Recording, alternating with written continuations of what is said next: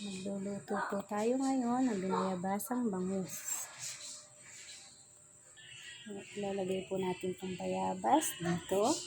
Ayan, dyan na po lahat ng ating bayabas. Pakukuluan po natin to para mas malasa. Ayan, nagkulo na po ang ating bayabas. Lalagay na po natin isda. Ayan, okay na po. Hayaan po natin siya hanggang sa maluto.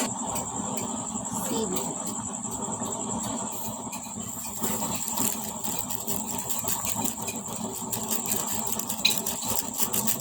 Depende po sa inyo kung ano gusto nyong pampalasang ilagay sa inyong ulam.